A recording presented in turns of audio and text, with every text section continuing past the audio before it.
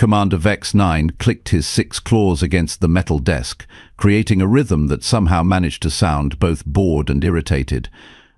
The Galactic Defense Academy's surveillance room buzzed with the usual collection of creatures from across 17 different star systems, all pretending to pay attention to the morning briefing. Well, morning for those who actually had a sun that rose and set in a predictable pattern. Cadet's Vex 9's voice crackled through his translator unit, which had been acting up ever since that unfortunate incident with the plasma conduit last week. Today marks your final combat assessment. As you know, failure means immediate expulsion from the Academy and a one-way ticket back to whatever backwater planet spawned you. A nervous ripple passed through the assembled crowd. Krix, a purple-scaled Centaurian, shifted uncomfortably in his specialized chair. His species had evolved from what humans would recognize as giant lizards, though mentioning that comparison usually resulted in someone getting their face melted by acid spit. The scenario is simple, Vex 9 continued, his tone suggesting it was anything but simple. Single combat against a Class 7 battle drone. Duration, 15 minutes. Objective, survive. He paused for dramatic effect, though his species lacked facial expressions, so it mostly just looked like he was having technical difficulties. Oh, and try not to embarrass your entire homeworld in the process. We stream these assessments to recruitment offices across the galaxy. From the back row, a small figure raised what appeared to be a hand, though it was difficult to tell since humans were notoriously hard to identify under their standard-issue environmental suits. Yes, Cadet, Vex 9 squinted at his datapad, Marcus Webb. Sir, when you say survive, do you mean just not die or actually complete some kind of objective? The voice came through the universal translator with that peculiar flat quality that marked it as human speech. Several aliens turned to stare. Humans were relatively new to the galactic community, having been discovered only 3 cycles ago when they somehow managed to accidentally blow up one of their own space stations while testing what they called experimental rocket fuel. The fact that they considered controlled explosions a form of propulsion had immediately marked them as either brilliant or insane. The jury was still out. Cadet Webb, Vex 9 replied with what might have been amusement if his species possessed the biological capability for it. Survival is the objective. The battle drones are programmed to kill. Your job is to not let them. Right, got it. Don't die. Simple enough. Webb settled back in his seat with what sounded suspiciously like satisfaction. Krix leaned over to the cadet next to him, a methane-breathing Gazian named Blorp, whose name sounded exactly like what you'd expect from a creature that communicated through controlled burps. Is it just me? Krix whispered, his forked tongue flicking nervously, or do humans seem overly casual about death? Blorp's response was a series of small pops and hisses that roughly translated to, "Have you read their psychological profiles? They consider extreme sports a form of entertainment. Their entire species is mentally unstable." The truth was, most of the Academy's alien instructors had stopped trying to understand human psychology after reviewing Earth's history. Any species that invented something called reality television was clearly beyond conventional analysis. First up, Vex 9 announced, consulting his list, Cadet Thyron of the Stellar Imperium. A massive 8-foot-tall figure rose from the front row.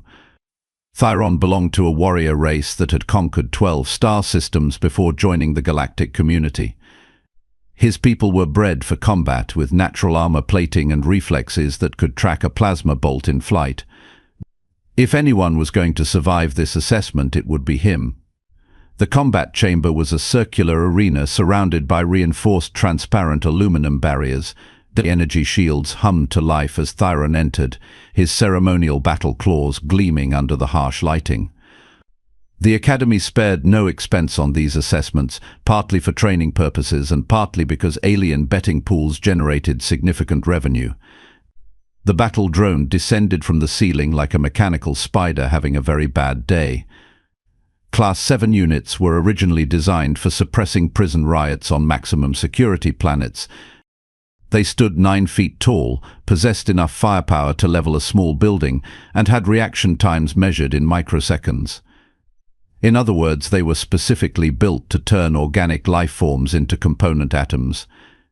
"Begin assessment," Vex 9 announced. What followed could generously be described as a fight, though systematic dismantling of a living creature by an emotionless killing machine might have been more accurate.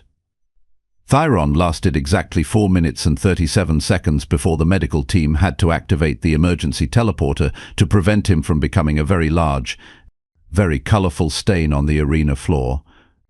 Well, Vex 9 observed as Thyron was rushed to the medical bay, that was educational. The next 3 cadets fared similarly. Zara, a crystalline-based life form from the mineral worlds, shattered spectacularly after 90 seconds. Gorth, whose species could naturally generate electromagnetic pulses, managed to briefly disable the drone's shields before being systematically reduced to his component molecules. The squid-like tentacore known as Squishface McGillicuddy, whose actual name was unpronounceable by most species, it lasted longer than expected by using his natural camouflage abilities, but even that only bought him 6 minutes. "This is getting depressing," muttered Instructor Zara Prime, a floating energy being who served as the Academy's combat specialist. "At this rate, we'll need to lower the difficulty settings again." "Cannot," Vex 9 replied. "Galactic Defense Force regulations specify minimum standards. Besides, these cadets need to learn that real combat situations do not come with difficulty adjustments." As the 5th cadet was carried away on a medical stretcher, an uncomfortable silence settled over the observation deck. The remaining students shifted nervously, calculating their odds of survival and finding the mathematics distinctly unfavorable. Cadet Marcus Webb, report for assessment. The small human figure stood up with what seemed like genuine enthusiasm. While other species had evolved sophisticated survival instincts that screamed warnings when faced with mortal danger, humans appeared to have replaced that particular evolutionary trait with curiosity and an inexplicable desire to poke dangerous things with sticks. Webb entered the arena with a casual stride that suggested he was heading to lunch rather than potentially violent death. The other cadets pressed against the observation windows, morbidly fascinated. Humans were notorious for their unpredictability, but most bets were on whether he'd last 30 seconds or a full minute. "Any final words, Cadet Webb?" Vex 9 inquired, though his species considered last statements a pointless custom. "Yeah," Webb replied, adjusting his environmental suit's helmet. "Quick question about the rules. Are there any?" "Rules?" Vex 9's confusion was evident even through his mechanical translator. "This is combat assessment, not recreational activity." "So, anything goes? No restrictions on tactics or equipment usage?" "The only rule is survival, Cadet. Use whatever methods you deem necessary." Webb nodded thoughtfully. "Perfect. One more thing, how attached are you to this particular drone?" Before Vex 9 could process the question, the battle drone activated. Its sensors locked onto the human's position, weapon systems coming online with a sound like angry electricity, having an argument with physics. What happened next would be analyzed, debated and argued about in military academies across the galaxy for the next 50 years. Webb didn't run. He didn't dodge. He didn't even seem particularly concerned as several tons of highly advanced killing machine began its systematic approach. Instead, he reached into his equipment pack and pulled out what appeared to be a small, innocuous cylinder. "Is that," Crick squinted through the observation window, "is that a standard-issue emergency beacon?" "Emergency beacons are for signaling distress situations," Blorp burped in confusion. "They have no combat applications." Webb held the device up like he was examining a particularly interesting insect. The drone closed to within 50 meters, its weapon systems charging with ominous efficiency. "Computer," Webb called out conversationally, "analyze current target for structural weaknesses." His suit's AI responded in the cheerfully helpful tone that made most aliens question human judgment. "Scanning. Structural analysis complete." Primary weakness identified in power coupling junction, located approximately 2 meters above ground level, protected by standard deflector shields. Excellent. Now, what would happen if someone were to introduce a focused electromagnetic pulse directly into that junction? Catastrophic system failure would result in approximately 0.03 seconds. And how much electromagnetic energy does a standard emergency beacon generate when it catastrophically overloads? Warning: emergency beacon overload will result in significant electromagnetic pulse. This action is highly dangerous and not recommended. Webb grinned, though the expression was hidden behind his helmet. Computer, disable safety protocols on emergency beacon. Authorization Webb Alpha 77. Safety protocols disabled. Warning: this action will void your equipment warranty. The drone was now within 30 meters and closing fast. Its targeting system had achieved a lock, and energy crackled along its primary weapon array. In the observation deck, several cadets had closed their eyes or turned away, unable to watch what was about to happen. Webb calmly activated the emergency beacon's overload sequence and tossed it directly at the drone's center mass. What followed was less an explosion and more like reality briefly forgetting how electricity was supposed to behave. The electromagnetic pulse turned the drone's sophisticated targeting systems into expensive paperweights, its weapon arrays into decorative sculptures, and its motor functions into abstract art. The massive machine toppled forward, crashed to the arena floor, and proceeded to do absolutely nothing except emit small puffs of smoke from various joints and sensors. Webb walked over to the disabled drone, knocked on its hull with his knuckles, and looked up at the observation deck. So he called out cheerfully, "Do I pass?" The silence in the observation room was so complete that you could have heard a pin drop, assuming pins made sounds when they dropped in the vacuum of space, which they didn't. But the metaphor remained valid. Vex 9 stared at his instruments, which confirmed that yes, the battle drone was completely offline, and yes, the human cadet was standing next to it looking remarkably pleased with himself. That Instructor Zara Prime finally managed to say was not how this assessment was supposed to proceed. Technically, Webb's voice echoed from the arena. You said survival was the only objective. You didn't specify that the drone had to remain functional. Crix's jaw dropped open, revealing his species' impressive collection of sharp teeth. He disabled a Class 7 battle drone with an emergency beacon. Humans, Blorp burped in what might have been admiration or horror, are fundamentally broken as a species. Vex 9 was frantically checking Academy regulations, his claws clicking rapidly across his data interface. There is no specific prohibition against disabling the combat assessment equipment, he muttered. The rules state that cadets must survive for 15 minutes against a battle drone. They do not specify that the drone must remain operational. So he passes? Asked another instructor. Technically, yes. Webb, meanwhile, had climbed onto the disabled drone and was examining its internal components with the sort of casual interest that most people reserved for checking their mail. Hey, this is actually pretty sophisticated engineering. Mind if I take a look at the power coupling design? I've got some ideas for improvements. Improvements? Vex 9's voice cracked slightly. Sure, the electromagnetic shielding is decent, but there's a really obvious vulnerability in the junction design. Any first-year engineering student could exploit it. Well, assuming they were willing to potentially blow themselves up in the process. Several instructors exchanged meaningful glances. The human cadet had just identified the exact weakness that military engineers had spent months trying to address in the battle drone's design. Cadet Webb, Vex 9 called down, "Please report to the briefing room immediately." "Am I in trouble?" Webb asked, sliding down from the drone with practiced ease. "That," replied Vex 9, "remains to be determined." As Webb exited the arena, the remaining cadets burst into excited chatter. The human had done something unprecedented, not only survived the assessment, but completely neutralized the threat using equipment that wasn't even designed for combat. "This changes everything," whispered Thyron, who had returned from the medical bay with several new scars and a significantly humbler attitude. "If a human can defeat a battle drone..." "Then maybe," Crix finished thoughtfully, "we've been approaching this all wrong." In the briefing room, a collection of senior instructors had gathered to review the footage of Webb's assessment.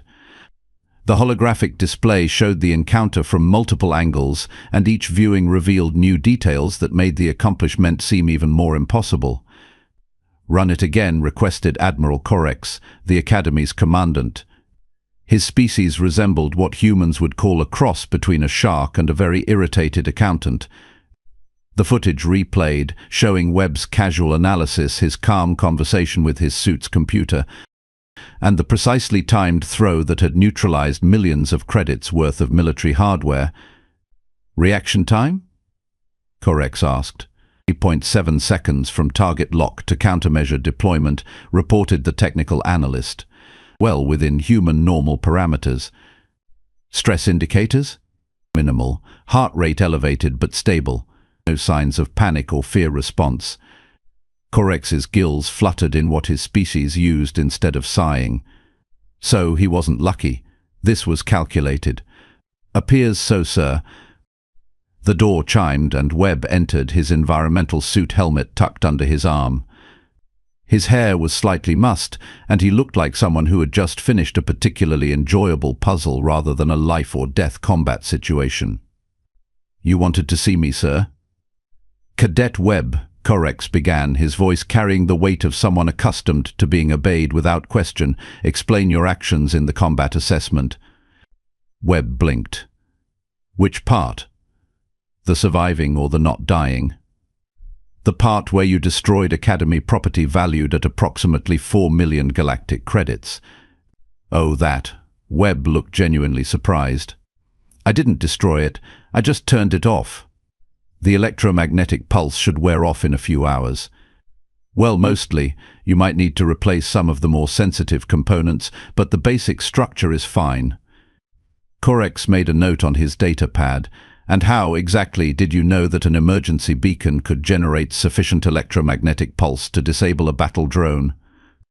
"Emergency beacons use concentrated energy cells to generate distress signals across multiple electromagnetic frequencies simultaneously.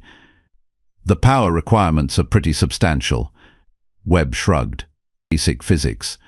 Overload the containment system and you get a focused EM burst.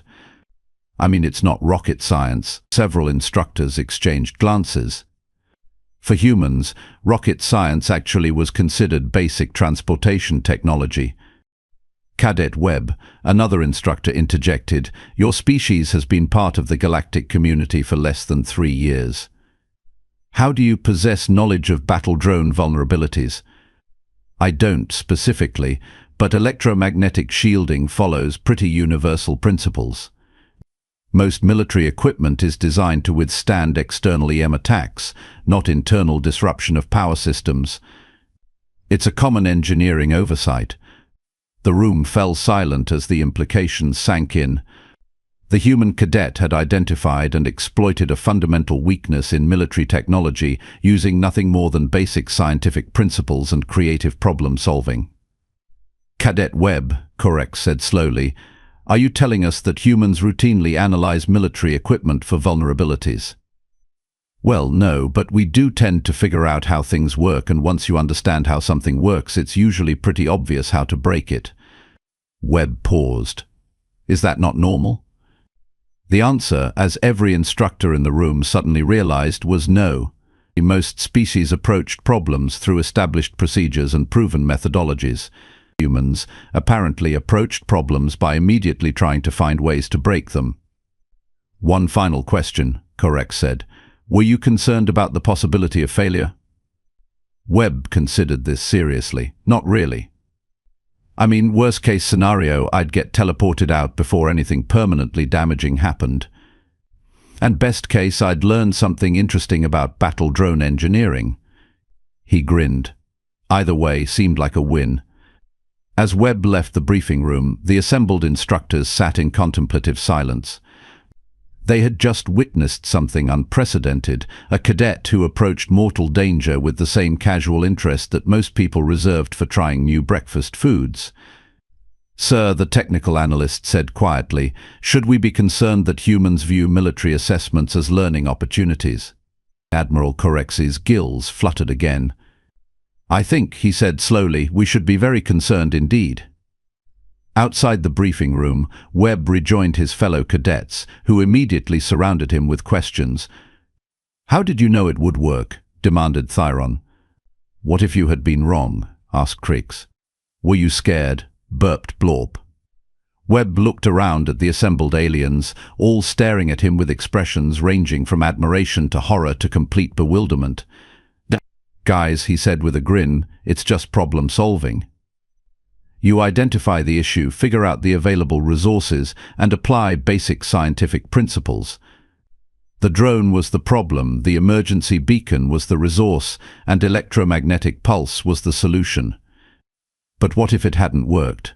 Thyron insisted. Webb shrugged. "Then I would have learned something useful about battle drone shielding, and you all would have gotten to see a really spectacular explosion." The alien cadet stared at him in silence, slowly beginning to understand why human psychology was considered an unsolved mystery by xenobiologists across the galaxy.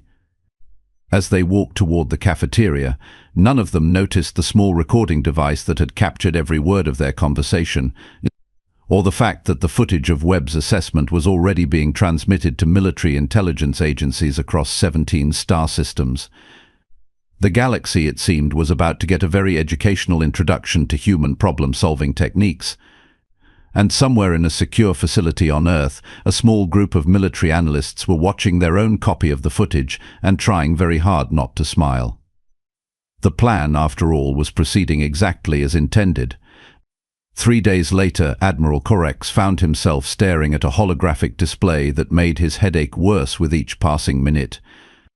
The footage of Webb's assessment had been analyzed by every military intelligence agency in the galaxy, and the results were problematic. 17 different species have requested detailed psychological profiles on human combat doctrine, reported his aide, a nervous Flixian whose tentacles kept twitching with anxiety. The Stellar Imperium is demanding access to human military academies, and the Zephyrian War Council has officially classified humans as a species of extreme tactical concern. Corex's gills fluttered in what could generously be called suppressed panic. All this because one could disable a training drone. "Sir, it's not just what he did, it's how he did it. Our analysts ran probability calculations. The chance of randomly selecting the correct countermeasure from available equipment was approximately 1 in 47,000. So he got lucky. That's what we thought. Until this arrived. The aide activated a new hologram showing a cramped communication booth where a figure in Earth military uniform sat behind a desk marked Terran Defense Force, Recruitment Division. "Greetings, Galactic Defense Academy," the human officer began with a smile that somehow managed to be both friendly and terrifying. "I'm Colonel Sarah Martinez, Earth Military Liaison. We've received some interesting inquiries about our training methods." Corex felt his stomach drop into regions of space that probably violated several laws of physics. "We want to assure you that Cadet Webb's performance reflects standard human military education. Basic tactical analysis, creative resource utilization, and adaptive problem-solving are core curriculum at all Terran academies." The colonel's smile widened. "We're quite proud of our graduates." The message continued, but Corex had stopped listening. Standard human military education. The cadet who had casually dismantled their most advanced training equipment represented the baseline for human military competence. "Sir," the aide's tentacles had progressed from twitching to what could best be described as frantic waving. "There's more." "More what?" "More humans, sir. The Academy just received 47 additional applications from Earth. All military academy graduates, all requesting immediate enrollment." Corex stared at the data streaming across his display. Names, service records, test scores that seemed mathematically impossible. These cannot be accurate. No species achieves these performance metrics. We verified them directly with Earth, sir. Twice. Before Corex could respond, alarms began blaring throughout the facility. Emergency lighting bathed the command center in harsh red illumination as automated systems announced a Code 7 alert. What now? Corex demanded. Sir, we have an unauthorized entry in Sector 7. Multiple life signs, classification unknown. The main display shifted to show security footage from the Academy's most restricted section. A group of figures in environmental suits moved through corridors that were supposed to be impenetrable, disabling security systems with casual efficiency. How did they breach perimeter defenses? Corex asked. Unknown, sir. Security logs show no record of forced entry. It's as if they simply appeared. One of the figures looked directly at a security camera and waved. The gesture seemed almost friendly, which made it infinitely more disturbing. Admiral, came Webb's voice through the communication system, though he should have been in his dormitory. Sorry to bother you, but I think there's been a misunderstanding. Cadet Webb. Corex's voice cracked slightly. How are you in a restricted sector?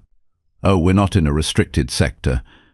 We're in what you labeled the impossible-to-access emergency command center. Honestly, the security design has some pretty obvious flaws. Nothing personal. The display split to show Webb standing in the Academy's most classified facility and surrounded by equipment that wasn't supposed to exist according to most species' understanding of physics. We? Corex asked weakly. Right, introductions. Admiral, meet Captain Lisa Park, Sergeant Mike Torres, Lieutenant Amy Foster, and Corporal Jake Williams. My study group from the Terran Military Academy.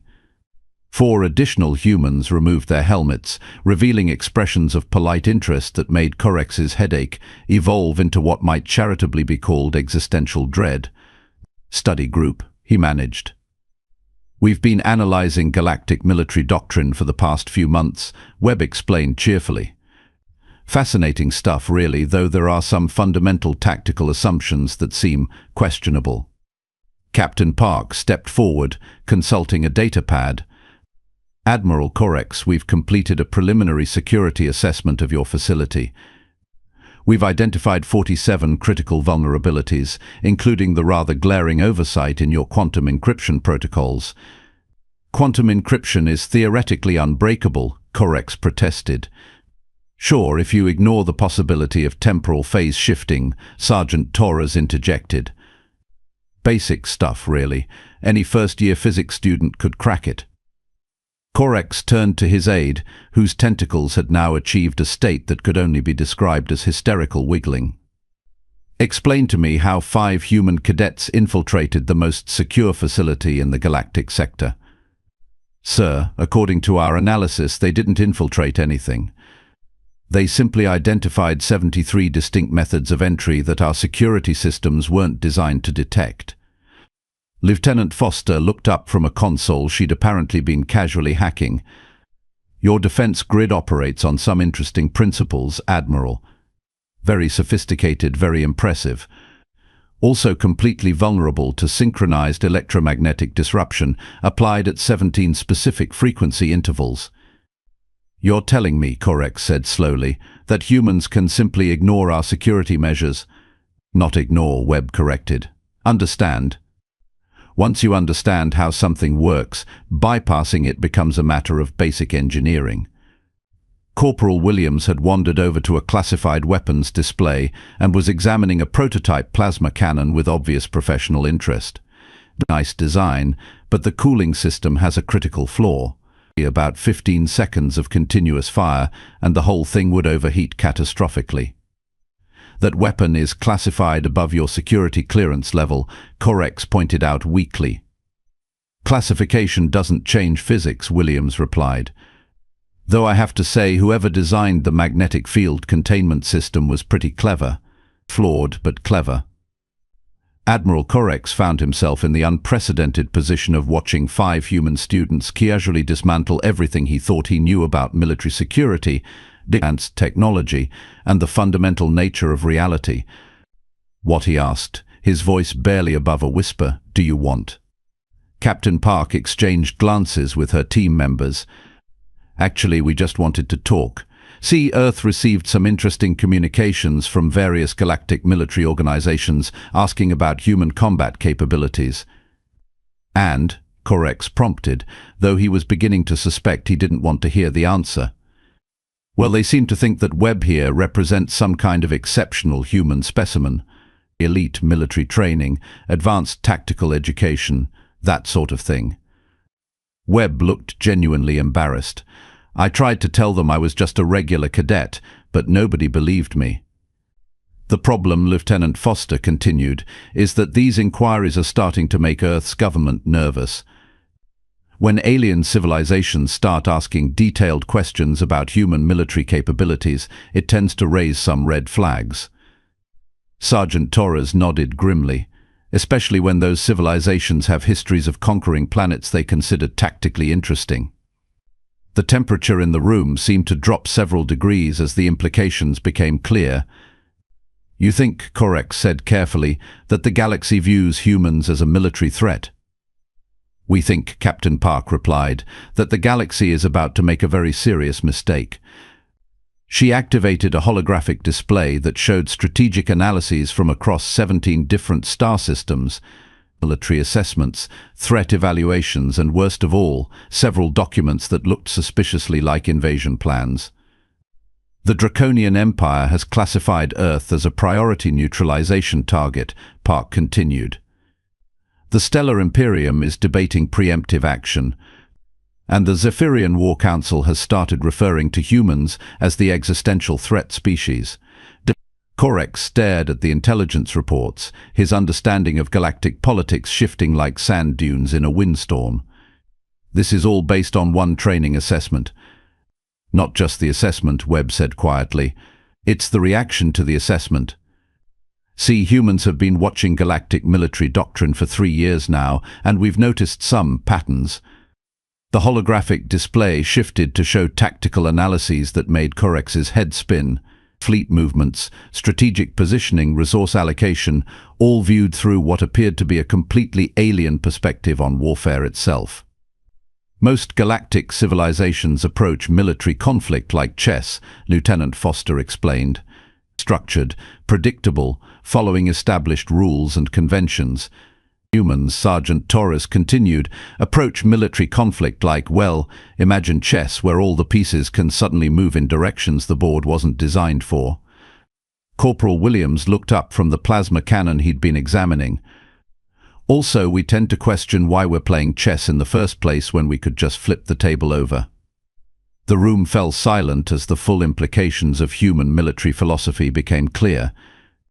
You're saying, Corex managed, that humans don't follow conventional military doctrine? We're saying, Captain Park replied, that humans don't really believe in conventional anything.